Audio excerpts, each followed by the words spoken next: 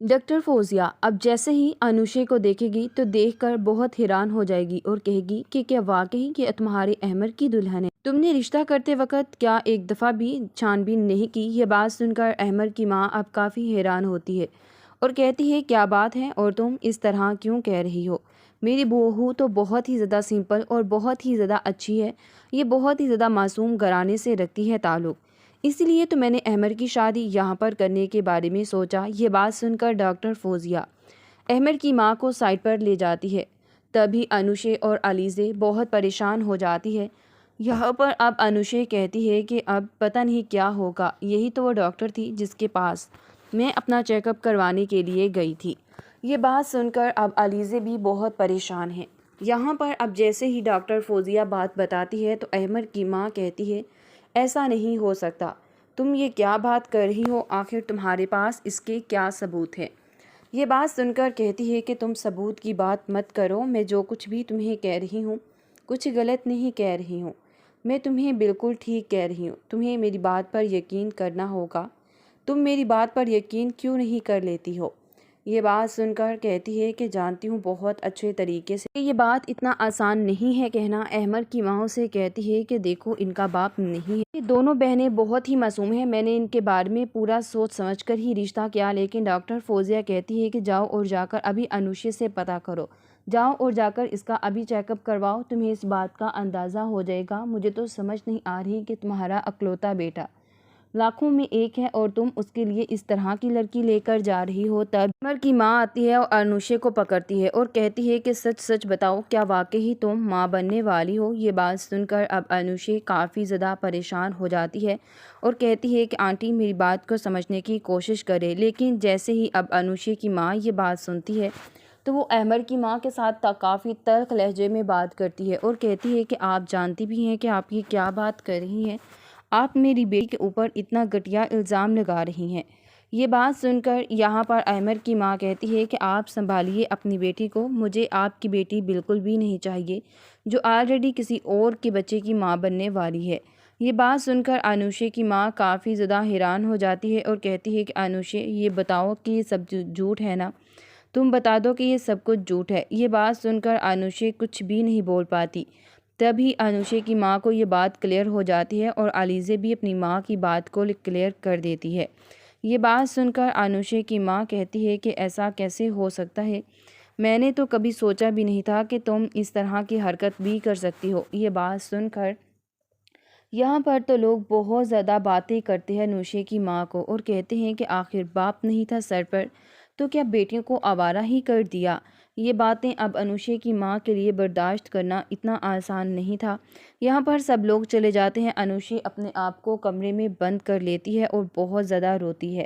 یہاں پر اب علیزے اپنی ماں کو سنبھالنے کی بہت کوشش کرتی ہے، جبکہ علیزے کا رشتہ بھی ختم ہو جاتا ہے۔ علیزے کی ساس یہ کہہ کر رشتہ ختم کر دیتی ہے کہ میں نہیں اپنی بیٹے کو ایسی جہنم میں جھونکنا چاہتی، آپ کی بیٹیوں کے تو کام ہی اچھے نہیں، میں نے تو آپ کو پہلے بھی بہت سمجھایا تھا لیکن آپ کو میری بات ہی کہاں سمجھ آئی تھی۔ یہ بات سن کر اب وہ کافی زیادہ حیران ہے اور کہتی ہے کہ میری علیزے اس طرح کی نہیں ہے، آپ ایسا کیوں کر رہی ہیں؟ علیزے کا رشتہ تو مت ختم کیجیے۔ لیکن علیزے اپنی ماں کو کہتی ہے کہ اگر ختم ہوا تو کیا ہوا، آپ کیوں پریشان ہو رہی ہیں؟ آپ کو پریشان ہونے کی بالکل بھی ضرورت نہیں ہے، میں جانتی ہوں بہت اچھے طریقے سے کہ یہ مشکل وقت ہے، لیکن اس انسان سے اب میں بدلہ لے کر رہوں گی جس نے ہماری زندگیوں کو برباد کیا۔ یہ بات سن کر اب علیزے کی ماں کہتی ہے کہ مجھے تم دونوں پر یقین نہیں، جب تم یہ بات جانتی تھی تو تمہیں یہ بات مجھے تو بتانی چاہیے تھی، تم نے یہ بات مجھے کیوں نہیں بتائی؟ یہ بات سن کر کہتی ہے کہ آخر میں آپ کو بتاتی بھی تو کیسے بتاتی، آپ یہ بات کبھی بھی برداشت نہیں کر پاتی، میں جانتی تھی اچھے طریقے سے اور مجھے بھی تو ابھی ہی پتہ چلا تھا، آخر کیسے پھر میں آپ کو یہ بات بتا دیتی، مہندی کی رات پتہ چلا تو میں کیسے یہ بات آگے کرتی، آپ پریشان ہو جاتی اور لوگوں کو صاف صاف پتہ چل جاتا۔ یہ بات سن کر کہتی ہے کہ تمہیں کیا لگتا ہے کہ اب لوگوں کو پتہ نہیں چلا، اب دیکھ لو کہ کتنی بدنامی ہوئی ہے۔ جبکہ دوسری طرف اب حمزہ اپنے کمرے میں لیٹا ہوتا ہے اور اس کی ماں آتی ہے اور کہتی ہے کہ یہ کیا حرکت تھی، تم جانتے ہو کہ امایا نے سب لوگوں کے سامنے میری کتنی انسلٹ کی۔ یہ بات سن کر حمزہ اب کہتا ہے آخر اس کی ہمت کیسے ہوئی تو آپ کی اتنی انسلٹ کرنے کی، میں ابھی اس کا جا کر دماغ ٹھکانے پر لگا دیتا ہوں۔ یہ بات سن کر کہتی ہے کہ اس کا دماغ ٹھکانے پر لگانے کی بجائے اپنا دماغ ٹھکانے پر لگاؤ اور چپ چاپ امایا کے ساتھ شادی کرو۔ تم جانتے ہو نا عریشہ کی اور سکندر کی شادی کی ڈیٹ بھی میں نے فکس کر دی۔ یہ بات سن کر کہتا ہے کہ موم، سکندر عریشہ کو پسند کرتا ہے اس لیے وہ شادی کے لیے مان گیا، لیکن امایا، میں نے کبھی بھی نہیں سوچا امایا کے بارے میں، وہ میری لائف پارٹنر کیسے ہو سکتی ہے جو صرف اور صرف مجھے ایک کریڈٹ کارڈ سمجھتی ہے۔ یہ بات سن کر کہتی ہے کہ تم جانتے ہو کہ میں اپنی بہن کے سامنے مزید نہیں جھک سکتی ہوں، تمہاری وجہ سے تم نے جتنی میری انسلٹ کروانی تھی کروا لی۔ لیکن حمزہ اپنی بات پر اٹکا ہوتا ہے۔ یہاں پر وہ اپنے باپ سے کہتا ہے کہ آخر آپ کو تو میرا ساتھ دینا چاہیے، آپ اس طرح کیوں کر رہے ہیں؟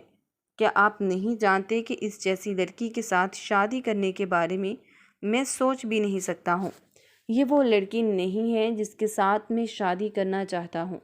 یہ بات سن کر حمزہ کا باپ کہتا ہے تو پھر ٹھیک ہے، مجھے بھی بتاؤ آخر وہ کون ہے جس کے ساتھ تمہیں شادی کرنی ہے؟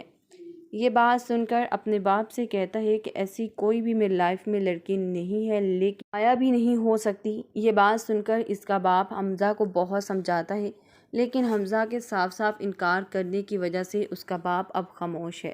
یہاں پر اب کہتا ہے کہ دیکھو، حمزہ کی ماں کو بہت سمجھانے کی کوشش کرتا ہے اور کہتا ہے کہ اگر حمزہ اس شادی کے لیے نہیں راضی تو میں یہ شادی نہیں کروں گا۔ میں اپنے بیٹے کے ساتھ کبھی بھی زبردستی نہیں کر سکتا، اس نے آج تک ہماری کسی بات کو بھی نہیں ٹالا اور تم یہ بات اچھے طریقے سے جانتی ہو۔ مجھے نہیں لگتا کہ پھر ہمیں بھی اس کے اوپر اس طرح زبردستی کرنی چاہیے۔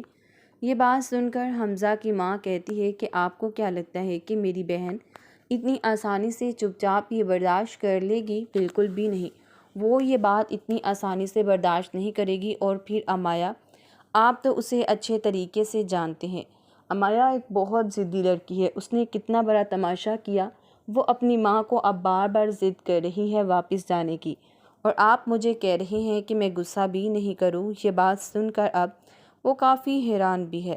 یہاں پر اب کہتا ہے کہ ہاں میں جانتا ہوں بہت اچھے طریقے سے، لیکن صبر اور ہمت سے کام لینا ہوگا۔ آخر تمہیں اس بات کی سمجھ کیوں نہیں آتی؟ یہاں پر حمزہ اب بہت ہی زیادہ علیزے کے بارے میں سوچتا ہے اور کہتا ہے کہ اگر میری علیزے کے ساتھ شادی ہو جائے تو کتنا اچھا ہوگا، جبکہ یہ بات میں اچھے طریقے سے جانتا ہوں کہ علیزے ایک بہت اچھی اور سمجھدار لڑکی ہے، وہ بہت اچھے گھر سے بھی تعلق رکھتی ہے اور مجھے اس بارے میں سوچنا چاہیے۔ آخر میں اس بارے میں کیوں نہیں سوچ رہا ہوں؟ مجھے اپنے گھر والوں سے بات کرنی ہوگی کہ میں علیزے کے ساتھ شادی کرنا چاہتا ہوں، وہ ایک اچھی لڑکی ہے۔